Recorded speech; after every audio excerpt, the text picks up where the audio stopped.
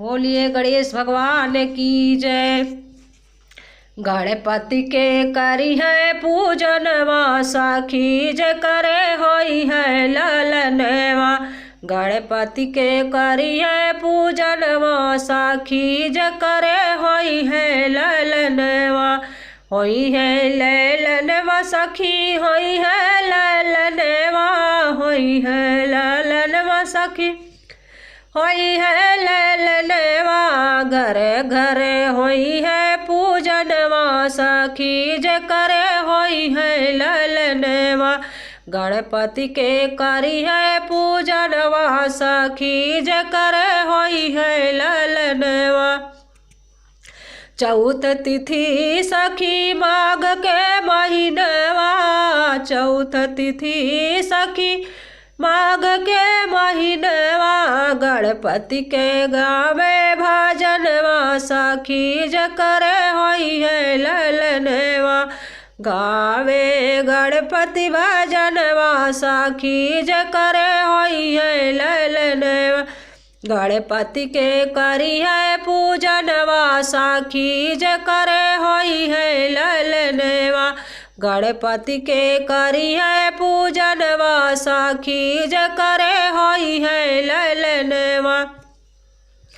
घर घर में तिल के लड्डू बनत है, घर घर में तिल के लड्डू बनत है। गणपति जी करी है भोजनवा, सखी जे करे होई है ललनवा। गणपति जी करी है भोजनवा, सखी जे करे होई है ललनवा। गणपति के होई है पूजनवा, सखी जे करे होई है ललनवा।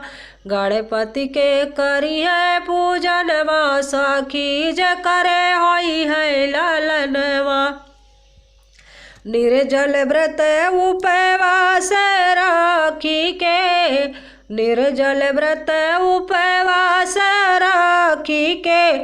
घी के जलई है दियनवा, सखी जे करे होई है ललनवा। घी के जलई है दियनवा, सखी जे करे होई है ललनवा। गणपति के करी है पूजनवा, सखी जे करे होई है ललनवा। होई है ललनवा, होई है ललनवा, होई है ललनवा, होई है ललनवा। सखी जे करे होई है ललनवा। घरे घरे करी है पूजनवा, सखी जे करे होई है ललनवा। गणपति के करी है पूजनवा, सखी जे करे